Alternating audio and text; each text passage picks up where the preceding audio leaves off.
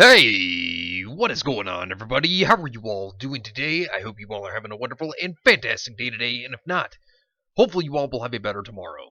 For those of you who are fans, then you may know that the Konosuba movie Legend of Crimson has just come out in Japan, and I gotta say, I am excited to watch this movie just because, well, I'm a big Konosuba fan, Megumi and Best Girl, but, you know, while many fans are excited for this Konosuba movie, and it's been doing pretty well in terms of reviews, yeah, it seems that the Puritans have been trying to jump in and review bomb this movie. So GameSpot has actually come in to start review bombing it. So, of course, there was comicbooks.com, and they actually gave it a 5 out of 5. Now, looking at mix.net, this is what they had to say. GameSpot review accuses Konosuba Legend of Crimson of transphobia. Claims humor is downright humble. So, they're already starting to review bomb this. So this is what this article had to say. In a stark contrast to the rave reviews and recommendations being received by the new film, Konosuba, God's Blessing on This Wonderful World, Legend of Crimson, a review by video game news outlet GameSpot, game journalist, am I right? Ugh, has accused the film of promoting harmful, offensive things due to humor centered around the film's main villain, Sylvia. In the review by GameSpot, associate news editor Jordan Remay, I bet I just butchered that, is more critical of the film than most outlets criticizing the film. He writes, "The movie stretches out this one storyline by interjecting several side stories throughout, and how it largely struggles to capture the same tone as the anime series because it splits up the core group of characters." Oh no, splitting up characters for plot reasons. Oh, it's the worst thing I've ever seen. Oh no, I'm so upset over this movie already. Really? That's a reason to be... Oh my dear God, man. These Puritans, I swear.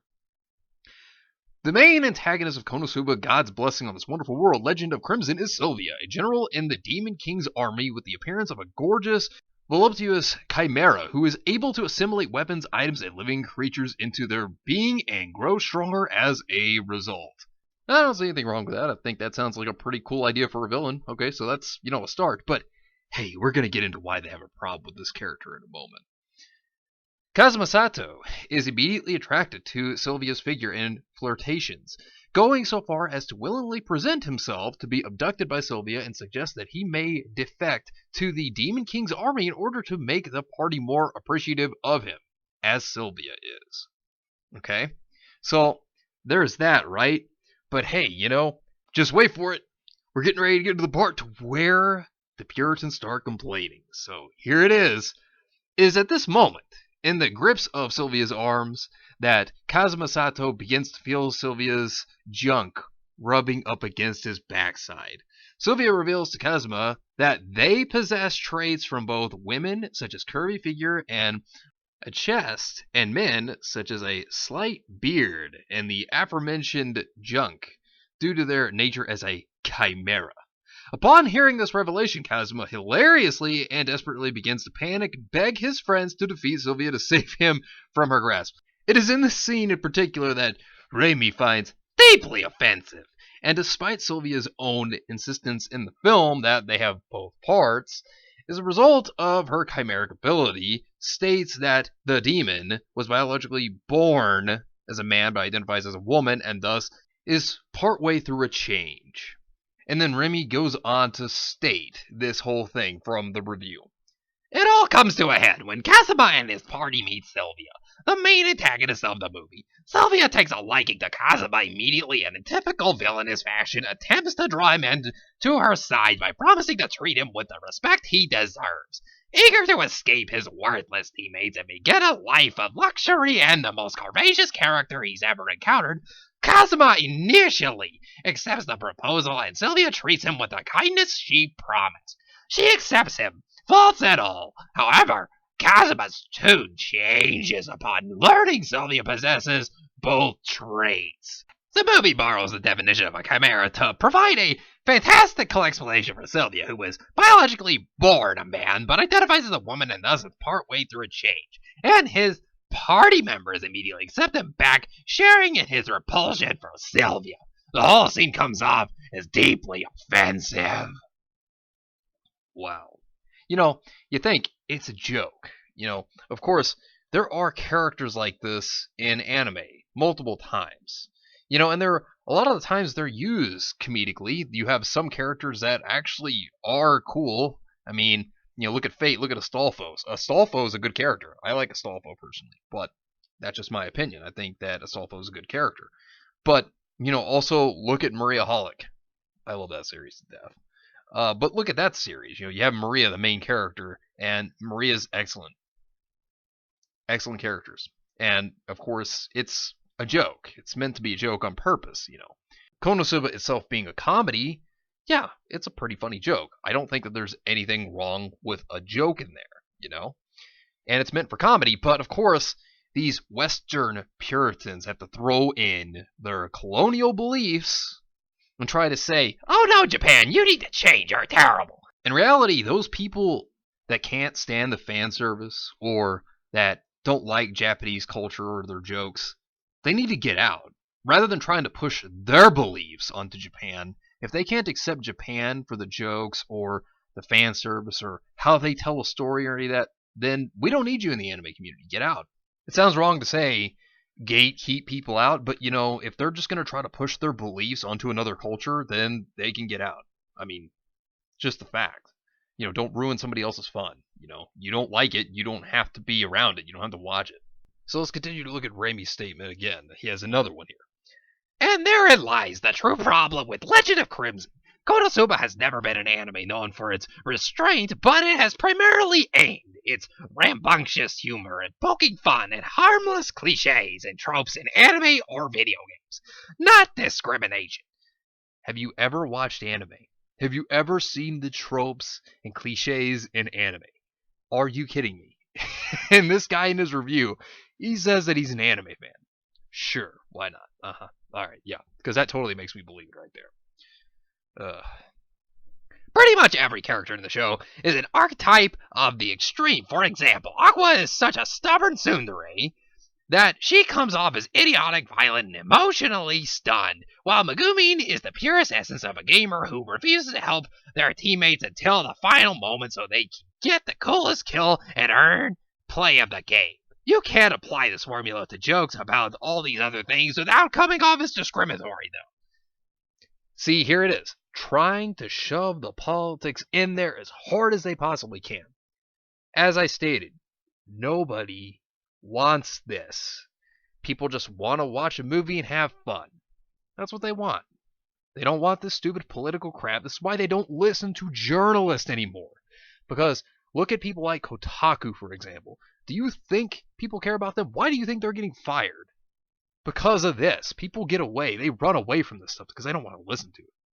He then chastises the film for how it stupidly goes for it anyway and incorrectly asserts that Sylvia was being depicted as a trap.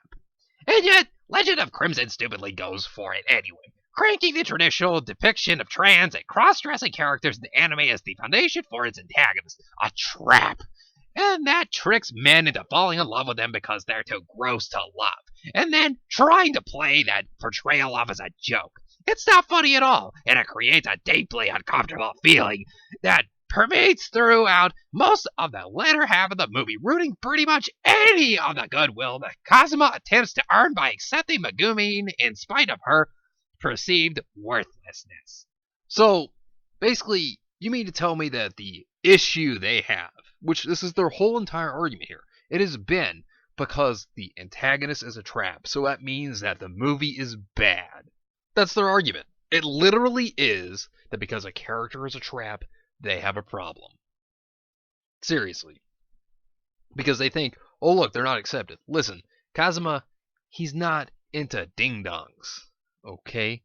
Now, listen, I'm not against anybody who likes whatever they like. Alright? I don't judge. I don't care. Live the way you want to live. Live your life however you please.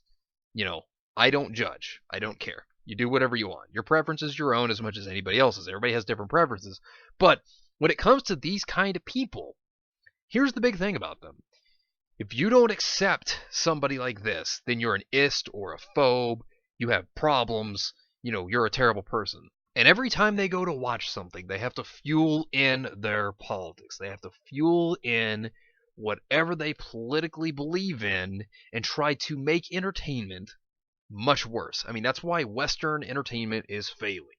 That's why people don't care about a lot of movies, like, for example, Star Wars Last Jedi. Prime example. Nobody cares. Ghostbusters 2016. Nobody cares.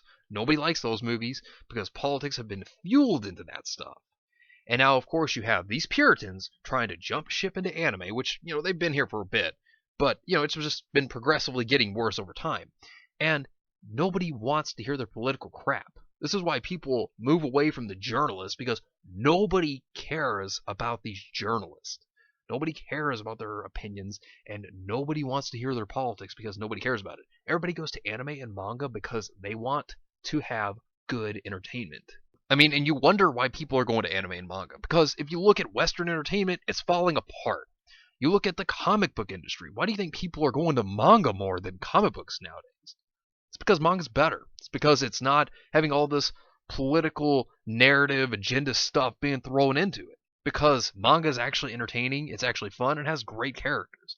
But then you see journalists like this that try to come after anime and say that, oh, well, they need to change their ways. Japan's fine. And, they come in here, like with this clickbait stuff, like this article here from GameSpot, and they try to act like they're good in the beginning. They try to rope you in, and then, they go and say all these things right here that nobody cares about. And I mean, you look at it. You look at this entire review.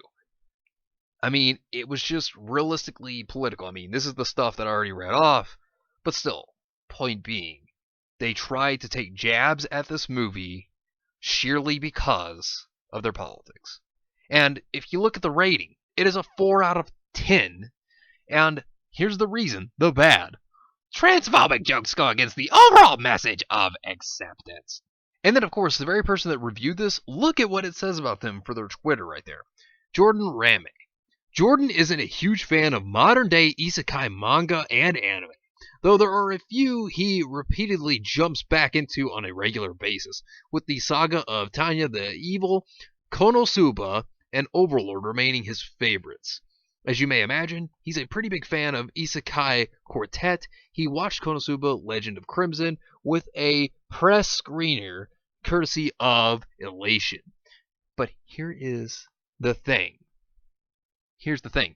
It states right there that he's not a fan of modern-day Isekai manga and anime.